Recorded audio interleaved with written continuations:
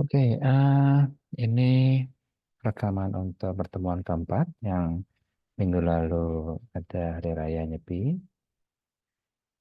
Di pertemuan keempat ini kita akan bahas tentang Basic Instruction, di mana di pertemuan sebelumnya kita sudah pernah membahas tentang bagaimana caranya mikroprosesor mengerjakan sebuah instruksi. Yang pertama, karena mikroprosesor tidak tahu apa yang harus dikerjakan, sementara yang dikerjakan ada di memori, maka mikroprosesor harus menjemput instruksinya terlebih dahulu dari memori. Jadi, dia harus cepat dulu. Tapi masalahnya adalah memorinya ada banyak sekali memori sel. Jadi, dia harus tahu di mana lokasi persis dari pekerjaan yang harus dia lakukan. Nah, untuk tahu di mana instruksinya, dia harus membaca instruction pointer. Makanya di sini dia akan baca instruction pointer terlebih dahulu untuk mengetahui di mana instruksinya berada. Dan setelah dibaca instruction pointer, dia tahu bahwa oh ada di memori satu. Nah, baru setelah itu isi dari memori satu dibawa ke instruction register dan kemudian diterjemahkan. Nah, setelah terjemahkan, barulah dia tahu bahwa artinya adalah pindahkan isi A ke B. Dan setelah itu baru dia akan memindahkan isi dari register A ke register B. Ya. Nah, sebenarnya instruksi yang bisa dikerjakan oleh oleh mikroprosesor itu ada banyak. Contoh misalnya 8088 mikroprosesor yang kita bahas di sini, dia bisa mengerjakan sampai 144 instruksi. Tapi untuk perkuliahan ini kita hanya bahas sampai 10 instruksi. Oke, kita coba dulu. Misalnya ada instruksi yang pertama. Di 8088 ada instruksi move AX, 1234. Instruksi ini, nah sama seperti kayak waktu kita belajar pemrograman, kita pasti menuliskan sebuah statement, misalnya saya punya sebuah variabel C yang ingin saya isi dengan nilai 5, misalnya seperti ini. Maka saya tulisnya adalah C sama dengan 5, bukan 5 sama dengan C. Jadi, di bahasa pemrograman, sumber dari data yang mau diproses ada di sebelah kanan, dan destination-nya atau tujuannya ada di sebelah kiri. Jadi source-nya atau sumbernya ada di sebelah kanan dan destination-nya ada di sebelah kiri. Nah, makanya kalau kita punya instruksi move AX1234, itu artinya saya akan memasukkan angka 1234 ini ke register AX. Oke, nah instruksi kedua ya sama.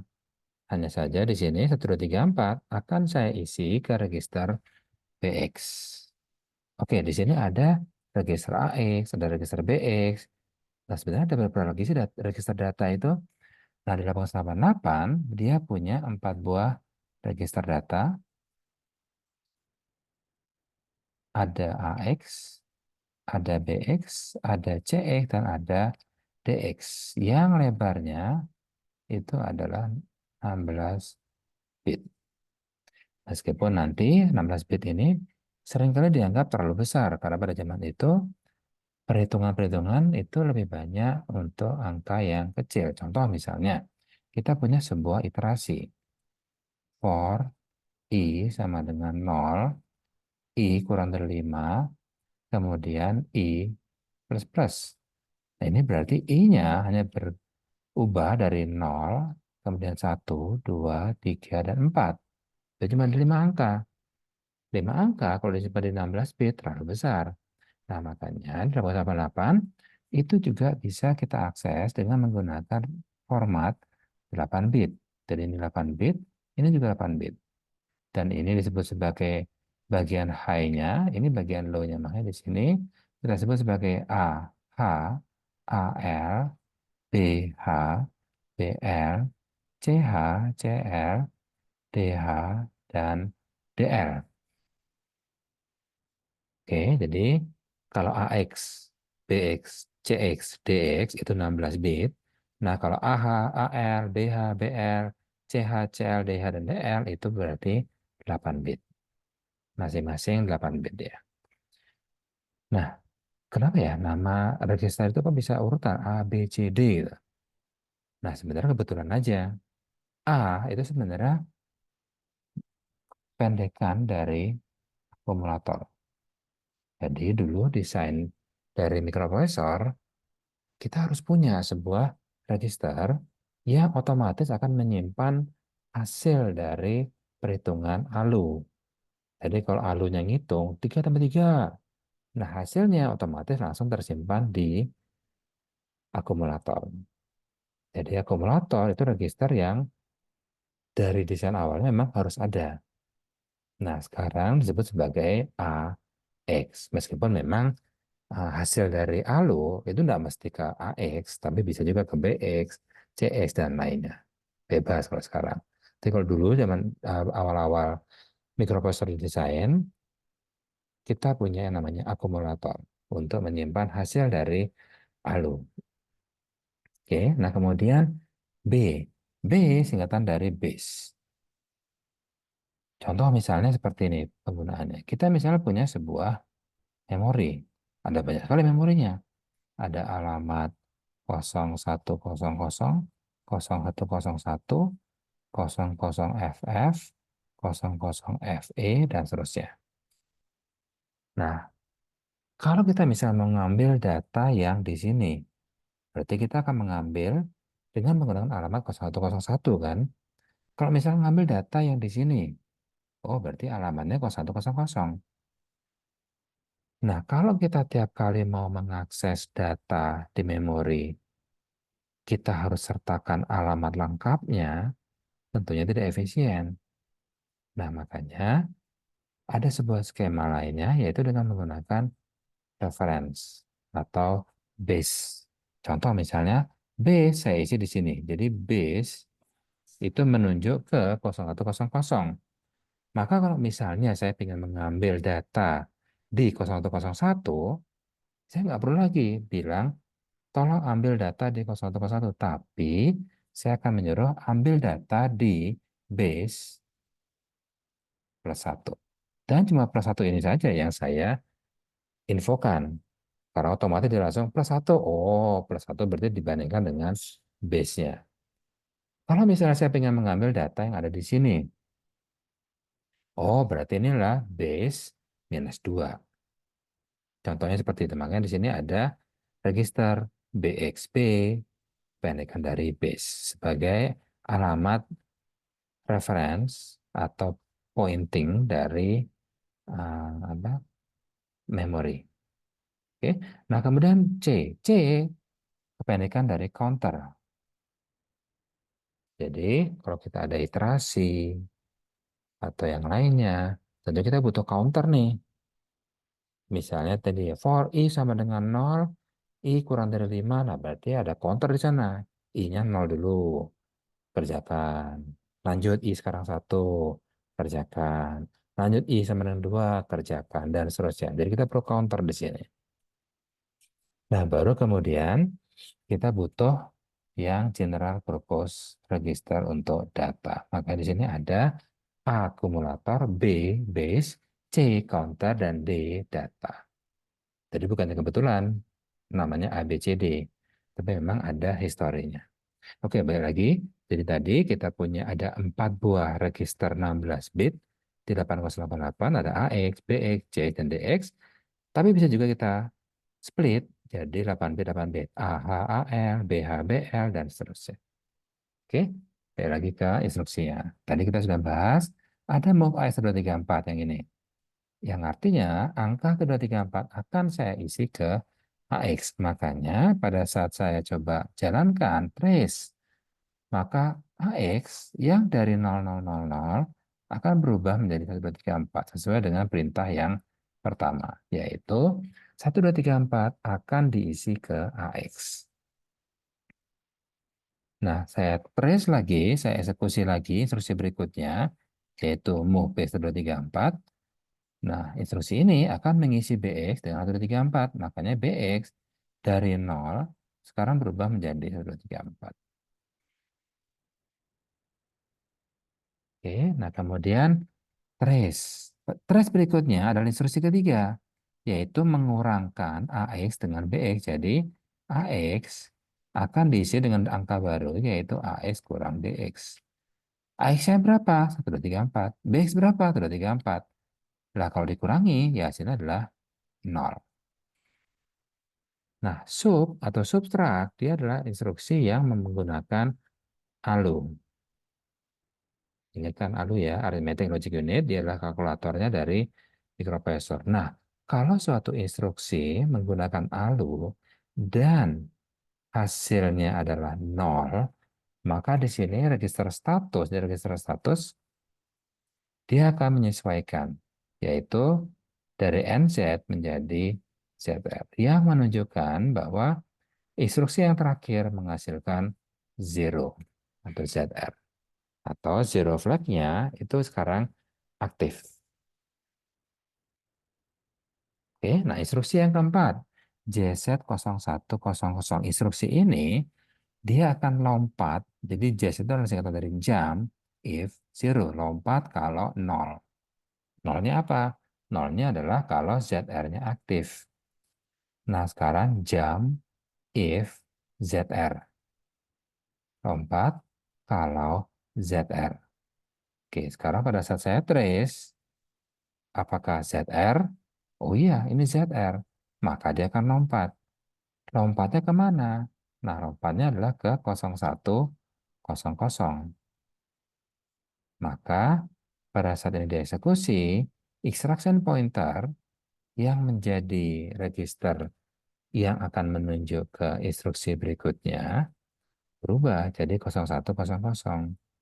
Jadi instruksi jump itu akan mengubah atau tidak mengubah instruction pointer. Oke, itu cara kerja dari 4 instruksi. Nah, sekarang ada apa lagi instruksi lainnya?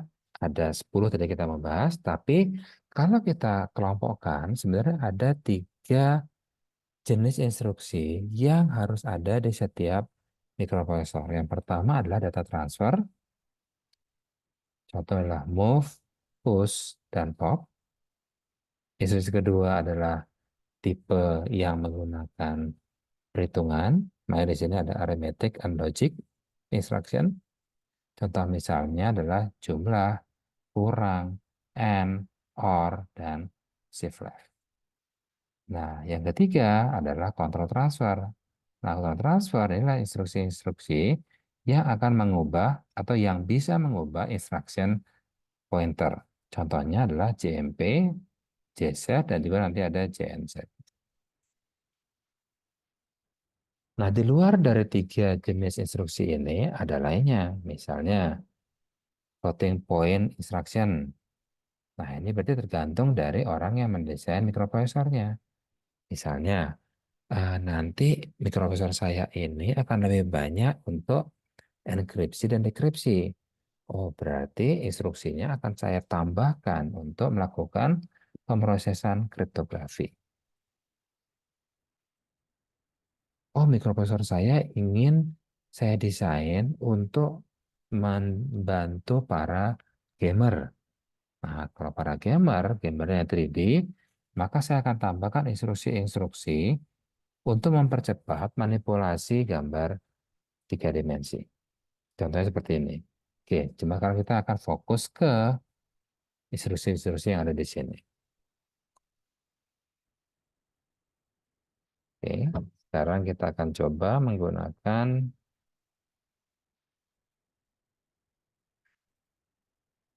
virtual machine kita.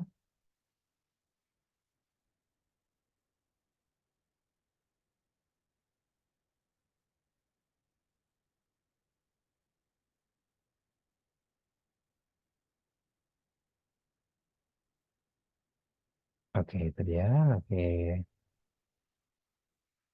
starting and start. Oke, sudah selesai. Oke, ini adalah virtual machine yang akan kita gunakan untuk mempelajari instruksi-instruksi tadi. Pertama adalah instruksi move. Kita gunakan debug. Kemudian untuk program, kita gunakan command A atau assemble. Seperti ini. Move AX 1234. Move BX 5678. Kemudian move AX, 0000. Misalnya seperti ini. Oke, kita cek dulu isi register. Isi register menunjukkan AX 0, BX juga 0. Dan instruksi yang akan dikerjakan adalah move AX 1234 yang ini. Nah, kalau ini saya trace, maka dia akan mengerjakan instruksi ini, yaitu move AX 134. Nah, instruksi ini akan mengisi data dengan sumber dari kanan ke kiri. Berarti 1234 adalah sumber datanya, AX adalah destination-nya atau tujuannya. Maka 1234 akan diisikan ke AX. Maka setelah saya trace, AX dari 0 berubah menjadi 1234. Oke, instruksi berikutnya. Move BX 578. Kalau instruksi ini saya trace atau saya eksekusi, maka BX akan berubah dari 0 jadi 5678. Seperti ini. Oke, instruksi berikutnya adalah move AX 0000. Maka sekarang AX dari 134 menjadi 0000. Oke. Nah, satu hal yang perlu perhatikan di sini, meskipun AX-nya jadi 0, tapi register status untuk zero tidak berubah. Karena yang bisa mengubah register status hanya instruksi ALU, kayak jumlah, kurang, kali, bagi, and, or, dan lainnya. Oke, karena ini dan karena move adalah data transfer, dia nggak bisa mengubah register status. Jadi meskipun di sini 0, nggak berubah. Oke, yuk. Sekarang instruksi berikutnya kita langsung yang ALU dulu, add subtract. Oke, debug lagi. A, move AX 1234, move BX 5678. Kemudian add AX, BX. Kemudian subtract BX, AX. Oke, nah itu dulu. Register 0 semua. Trace, trace. Oke, 134 AX, BX 678. Sekarang jumlahkan BX ke AX. Jadi instruksi ini akan menyebabkan AX menjadi AX tambah BX. Itu maksud dari instruksi ini. Jadi AX akan diubah nih. Atau dia akan ditambahkan dengan isi BX. BX-nya tetap. Oke, sekarang kita coba lihat. AX-nya, saya dulu. AX-nya adalah 1234. BX adalah 5678. Kalau ini saya tambahkan, maka pertama 8 tambah 4. 8 tambah 4 adalah 12. 12, dia kodenya adalah C. Oke, ingatkan ya. 10A, 11B, 12C. 7 tambah 3, 10. 10, kodenya adalah A. 6 tambah 2, 8. 5 tambah 1, 6. Jadi hasilnya adalah 68AC. Oke, kita coba trace. Ternyata benar ya, 68AC. Sekarang kita subtrak BX dengan AX, yang berarti instruksi itu akan menyebabkan BX berubah menjadi BX dikurangi AX. Seperti ini. Oke, sekarang BX sama dengan 5678. Dan AX 68AC. 68AC. Oke, kurangkan. Sekarang 8 kurang C. Punya cuma 8, mau dikurangi C. C dari 12 kan. 8 kurang 12 jelas nggak bisa. Maka harus pinjam dari sebelahnya. Dan karena nilai heksadesimal, maka peminjaman sebesar 16. Jadi 8 ketambahan 16. Jadi 24. 24 dikurangi C atau 12, hasilnya adalah 12. Maka di sini hasilnya adalah 12 C.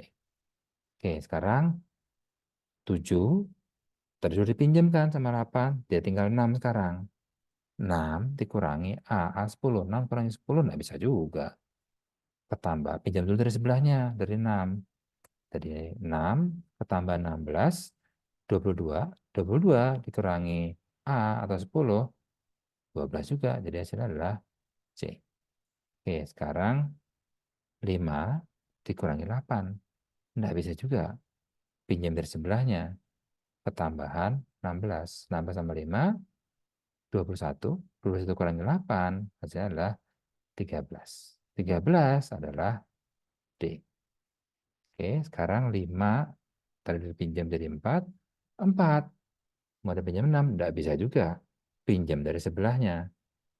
4 ketambahan 16 jadi 20. 20 kurangi 6 hasilnya adalah 14. Dan 14 adalah E. Oke, nah tapi tadi karena ada pinjaman tadi kan ya, 5 pinjam dari antah berantah nggak tahu. Makanya nanti harus ada suatu register status yang akan disesuaikan. Oke, kita coba trace. Hasilnya adalah EDCC. Benar berarti ya, EDCC. Dan ada yang berubah nih register status dari NC jadi CY. Atau ada carry yang menunjukkan dia ada overflow data atau kelebihan data atau kekurangan data. Nah, kasusnya kita di sini adalah kekurangan data atau kekurangan angka. Makanya di sini tadi pas 5 dikurangi 1 jadi 4, 4 mau dikurangi 6, enggak bisa kan? Harus pinjam dari sebelahnya. Sebelahnya nggak ada siapa-siapa. Maka dia pinjam dari antah berantah. Nah, karena ada pinjaman dari antah berantah, maka di sini jadi ada borrow, ada peminjaman, ada borrow in. Dan register statusnya yang berubah adalah NC jadi CY. Oke, itu untuk yang add dan subtract. Oke, lanjut lagi. Sekarang kita coba yang AND dan OR. Oke, coba A move A X, misalnya atau jelas-jelas ya. Kita coba yang AL sekarang. AL misalnya 74. Kemudian move AH, koma 32. Misalnya seperti ini. Dan kemudian saya ingin N kan AH dengan AL. Dan kemudian saya OR-kan AH dengan AL. Oke, kita coba. Trace AL 74, ini AL-nya. Trace lagi, AH jadi 32, 374. Sekarang saya N-kan AH dengan AL. Nah, N itu sebenarnya kayak perkalian, cuma dia bit. Berarti AH adalah 32. Yang kalau kita ubah jadi biner, dia jadi 0, 0, 1, 1, dan 0, 0, 1, 0. Ya kan, 32. Kemudian AR, 74. 74 diubah jadi biner, 0, 1, 1, dan kemudian 0, 1, 0. Seperti ini. Nah, ini saya suruh N-kan. Karena saya N-kan, maka saya perkalikan, saya kalikan bit per bit. Misalnya seperti ini. 0 dikali 0. Oh, hasilnya ya 0. Kemudian 0 dikali dengan 1. Oh, hasilnya ya 0. 1 kali 1, 1. 1 kali 1, 1. Kemudian 0 kali 0, 0. 0 kali 1, 0. 0, 0. Maka hasilnya adalah 3, 0. Oke, kita coba trace. Benar ya, 3, 0 jadinya. AH jadi 3, 0. Sekarang saya OR-kan AH dengan AL. OR berarti saya jumlahkan. Ini adalah AH dan kemudian AL. AL-nya masih 74. 74. Berarti 0,1, 01, 00. Dan ini mau saya OR-kan. OR berarti dia jumlahkan, tapi bit per bit. 0 tambah 0 yang ini. 0 tambah 0, berapa? Ya 0. 0 tambah 1, 1. 1, 1, 0, 1. Berarti hasilnya adalah 7, 4. Dari AH akan berubah jadi 74. 74, 74. Nah, itulah AND dan OR. Oke, lanjut. Sekarang yang SHL atau shift left. Tebak. Move AL 01. Misalnya seperti ini. SHL AL 01. SHL AL 1. SHL AL 1. SHL AL 1. SHL AL 1. Oke, udah. Kita coba ya. Trace. AL sekarang berisi 1. Nah, SHL artinya apa? SHL kependekan dari shift left. Jadi kalau misalnya di sini AL, di sini adalah 01. Yang kalau kita binarkan jadinya 00000001. Nah, ini kita shift left atau kita geser kiri. Kita geser kiri, berarti yang 1 di sini akan ke kiri. Jadi di sini dia. Dan ini kemasukan 0. Sisanya ya yang ini jadi di sini. Yang ini jadi di sini. Yang ini jadi di sini. Yang ini jadi di sini. Yang ini jadi di sini. Yang ini jadi di sini. Jadi hasil dari shift left-nya akan menghasilkan angka 02. Coba trace. Nah, itu 2. Kalau saya geser lagi, maka hasilnya adalah 1 di sini jadi di sini.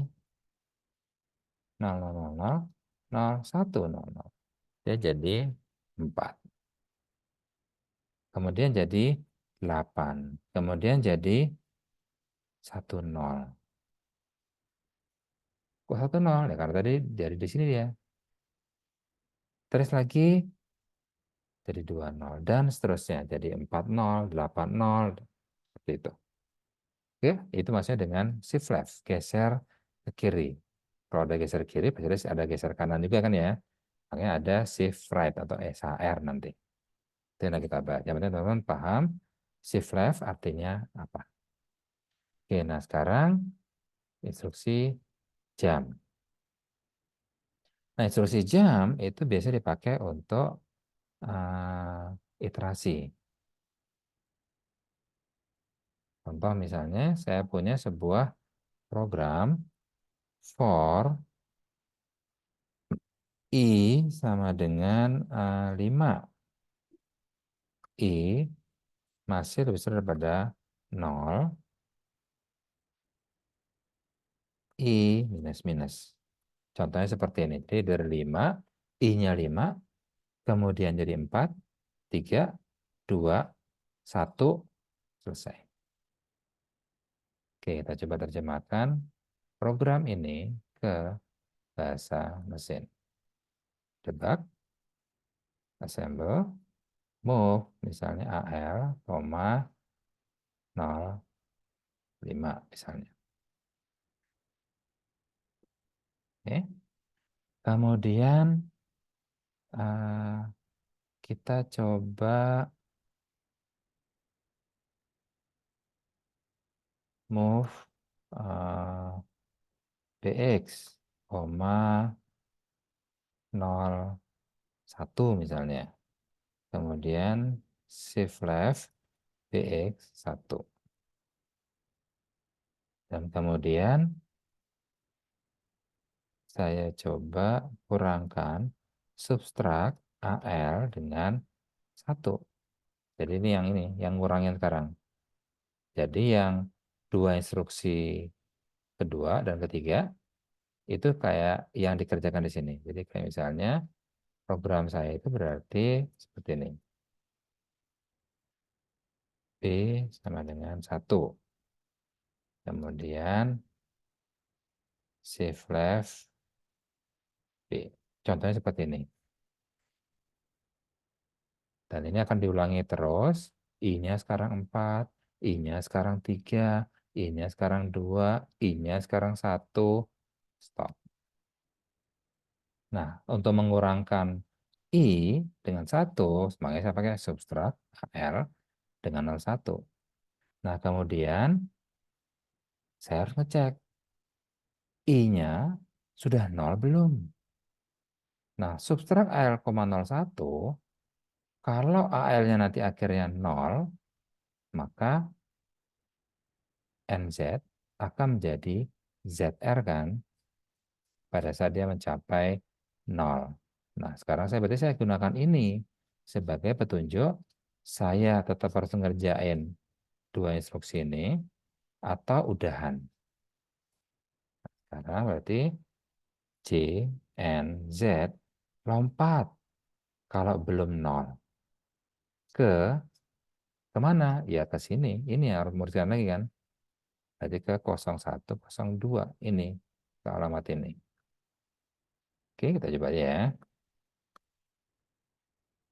Register 0 semua, trace. Sekarang AX-nya 0.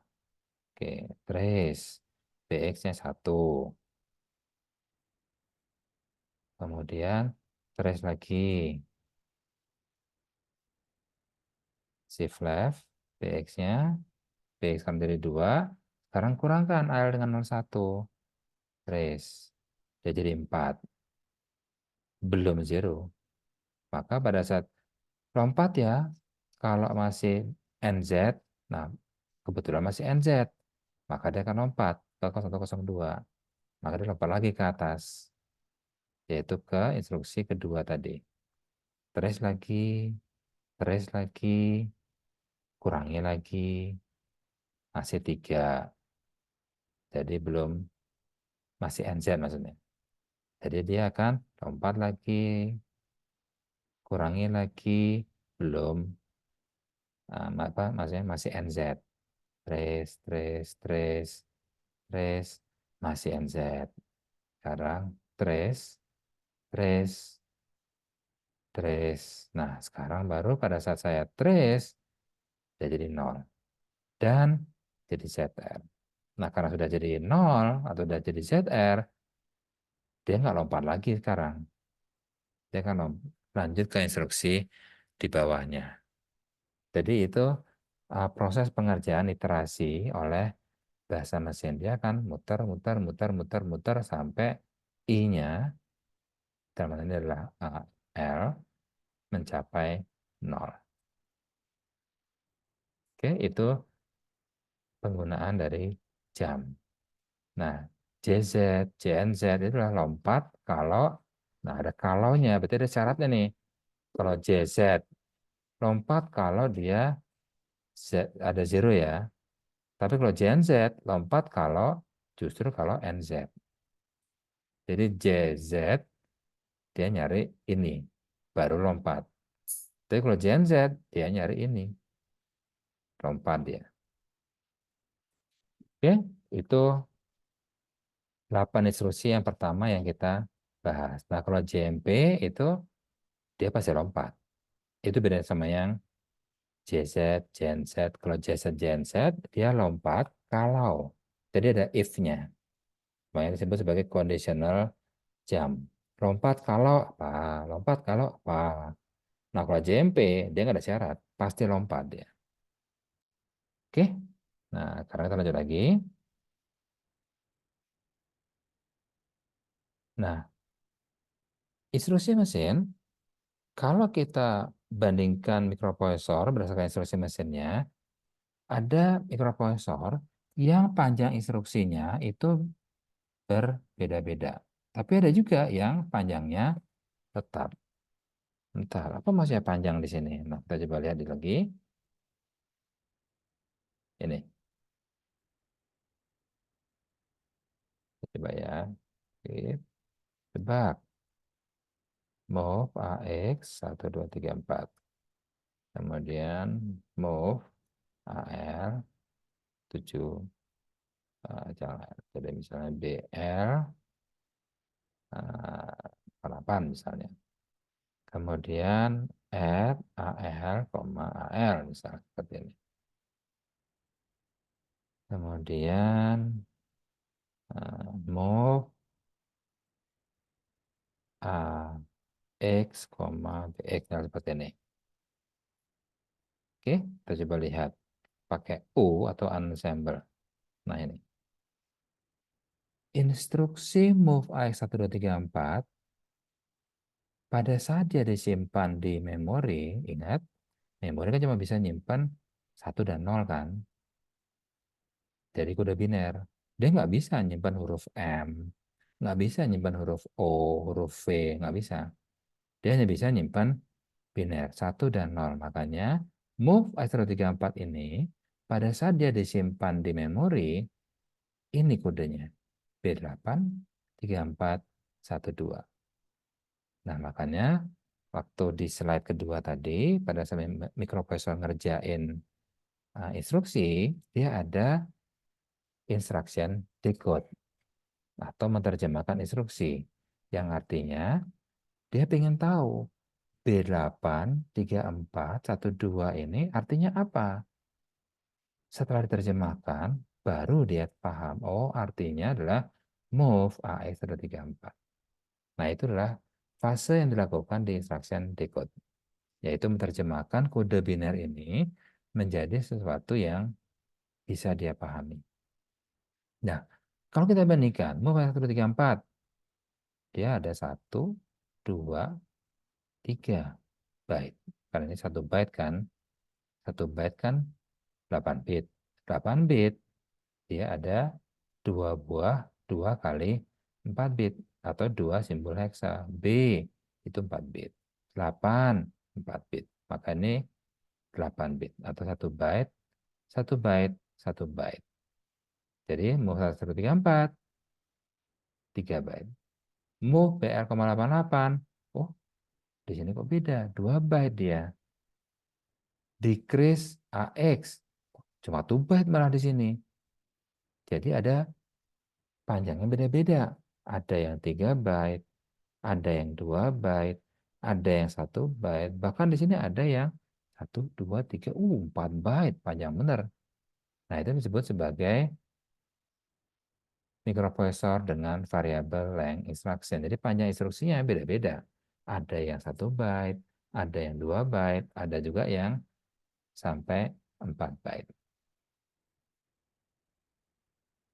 Oke, tapi kelemahan dari variabel instruction eh, adalah pada saat dia ingin dikerjakan. Contohnya seperti ini. Kalau dia variabel instruction, kalau misalnya yang fixed instruction, jemput, terjemahkan, bisa langsung dieksekusi karena instruksi sudah langsung lengkap.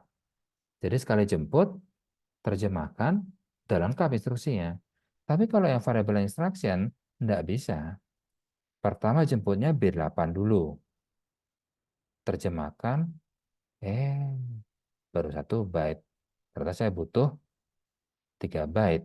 2 byte lagi, jemput, terjemahkan. Jemput lagi, terjemahkan. Jadi untuk instruksinya 3 byte, dia harus melalui 3 kali penjemputan per 3 byte. Nah, makanya kalau variable instruction, dia tidak efisien, lambat dia. Kenapa lambat? Ya karena dia harus jemput 3 kali jadinya. Jemput yang pertama, terjemahkan, ya belum lengkap. Jemput lagi, nah baru lengkap, baru bisa dieksekusi. Sementara yang fixed line instruction, dia sekali jemput, udah lengkap instruksinya. Langsung bisa diterjemahkan dan dieksekusi. Cuma kelebihannya variable instruction, dia hemat memori. Karena panjang instruksinya sesuai dengan tingkat kerumitannya. Contoh misalnya tadi, move BH,88. Ah ini sih 2 byte dah cukup. Tapi kalau move AX234, oh ini perlu 3 byte, ini nggak cukup loh, cuma 2. Jadi dia panjang instruksinya sesuai dengan kebutuhan. Oke, ada lagi. Oh ya, yang fixed line instruction sering disebut sebagai arsitektur RISC atau Reduced Instruction Set Computer. Sementara yang variable instruction sering disebut juga sebagai arsitektur Complex Instruction Set Computer atau CISC. Oke. Nah, bagian pertama yang dijemput oleh control unit untuk mengetahui ini sebenarnya panjang instruksinya berapa sih, gitu. Atau arti instruksi ini apa sih, gitu. Nah, bagian itu adalah disebut sebagai opcode atau operation code. Contoh misalnya tadi move AX1234. Tadi ada move AX1234. Pada saat disimpan di memori, dia jadi B8 3412. Nah, ini adalah byte pertama kan? Ini yang dijemput pertama. Nah, ini yang disebut sebagai opcode. Jadi pada saat B8 dijemput, diterjemahkan, kontrolnya tahu bahwa arti dari B8 ini, oh saya perlu 2 byte lagi, maka saya harus jemput 34 dan 12. Itu fungsi dari opcode. Jadi dia tahu ini ngapain dan panjang sebenarnya berapa. Kalau di CSC. Tapi kalau di RISC, ya aman. Tetap ada opcode, tapi opcode itu bukan untuk menentukan panjang instruksi sebenarnya, tapi hanya untuk mengetahui ini instruksi ngapain nih. Oke. Nah, pada saat tadi jemput B8 yang ini, dia harus tahu kan B8 itu artinya apa. Nah, dia bandingkan. Oke, B8. B itu adalah berapa? A10, B11. Berarti 1, 0, 1, 1. Kemudian 8, 1, 0, 0, 0. Nah, karena inilah opcode yang dijemput, dan opcode 10 atau 1, 1000, dia ngecek dulu di tabel instruksi. 1001 yang mana ya? Oh, ini dia, ketemu langsung. Berarti adalah jenis immediate to register. Tapi immediate-nya apa? Nah, ini berarti adalah W, ini adalah rec. W-nya 1, oh berarti yang ini. Rec-nya 000, oh yang ini. Berarti AX. Oh, berarti ini adalah move AX, sesuatu-sesuatu. Langsung dia tahu. Nah, sesuatunya, oh 2 byte lagi perlu saya jemput. Maka dia akan menjemput 34 dan 12.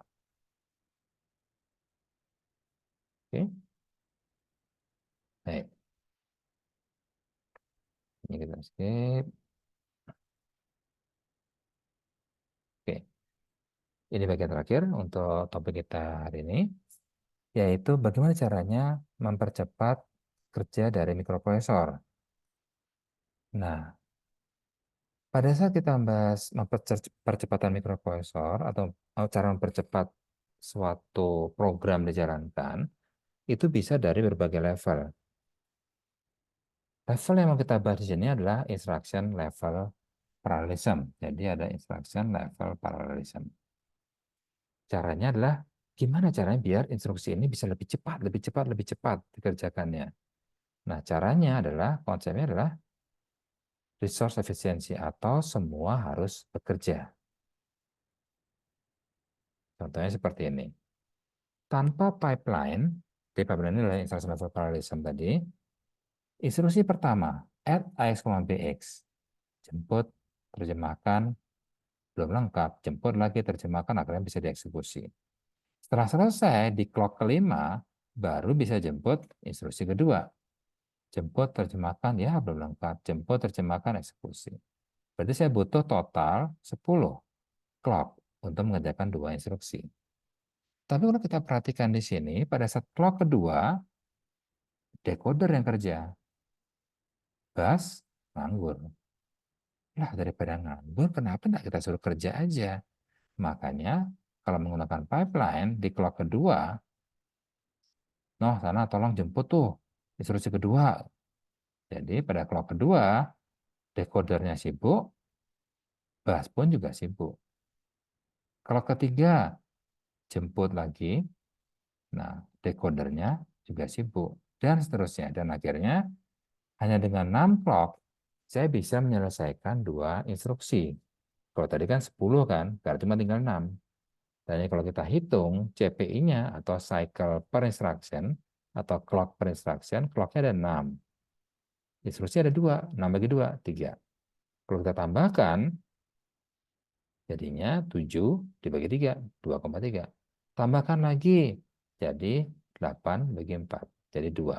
Dan kalau ini kita teruskan, 9 bagi 5, 10 bagi 6, dan seterusnya, akhirnya idealnya mencapai CPI 1, meskipun nggak pernah tercapai. Kenapa nggak pernah tercapai? Karena ada yang namanya hazard. Hazard ada 3 jenis. Oke, sebelum bingung, ini topik tambahan ya. Jadi memang tidak termasuk di topik untuk teman-teman, tapi teman-teman setidaknya paham bahwa di percepatan mikroprosesor di level paling bawah adalah instruction level parallelism. Nah, level parallelism di sini kita menggunakan pipeline, yang artinya semua harus kerja. Nah, cuma masalahnya semua harus kerja, kita terbentur dengan yang namanya 3 hazard.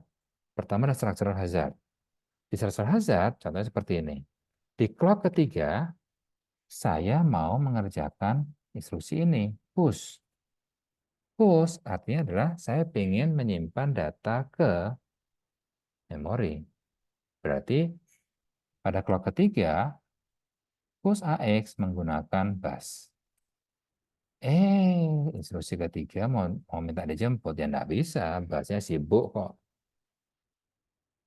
Jadi nggak bisa dia busnya lagi dipakai, disuruh jemput. Akhirnya instruksi ini akan terdelay. Jadi jemputnya di sini, DE-nya di sini, EX-nya di sini, dan seterusnya. Nah, jadi salah hazard terjadi karena infrastrukturnya tidak mencukupi. Oke, kemudian ada data hazard. Di data hazard, nah ini yang paling sulit untuk dideteksi karena yang bisa mendeteksi adalah manusia. Mesin tidak bisa. Jadi data hazard terjadi pada saat hasil akhir dari pipeline beda dengan kalau dia dijalankan tanpa pipeline. Jadi kalau pakai pipeline, nanti datanya dapat sekian. Tapi kalau tanpa pipeline, harusnya sama kan? Nah ini beda. Oke, kita coba lihat ya.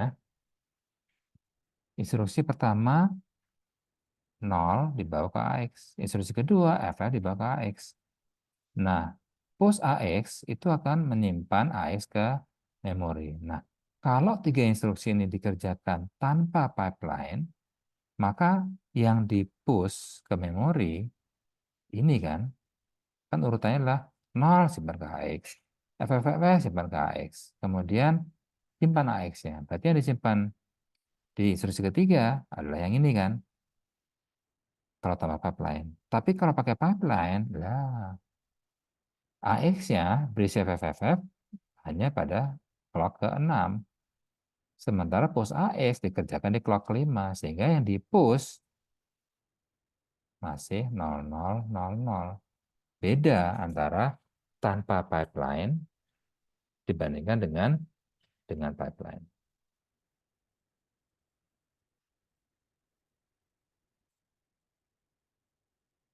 Oke, sekarang tipe data set yang kedua, write after write. Di sini, kalau kita perhatikan, tanpa pipeline, FF disimpan ke AX, POP, dia adalah instruksi kebalikan dari push, dia akan mengambil data dari memori, dibawa ke AX. Berarti di sini ada dua buah write. Ini akan menulis AX dengan FFFF, yang ini akan menulis AX dengan data dari memori. Nah, kalau ini dikerjakan secara berurutan, harusnya AX berisi adalah dengan memori kan, yang ini. Karena ini harusnya kerjaan terakhir. Pada saat dikerjakan dengan pipeline, ini sudah selesai di clock keempat.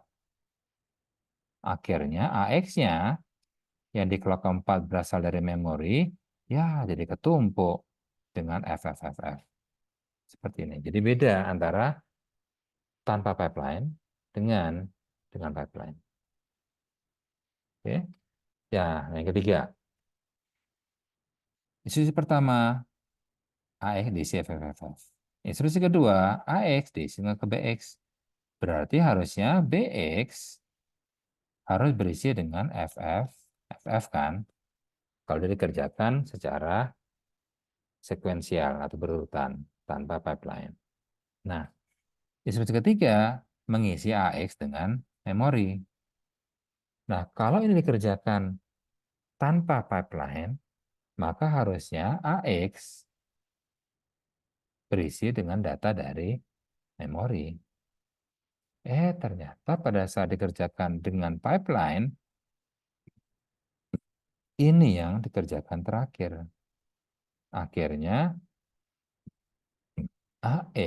maaf, AX sudah keisi dengan FFF.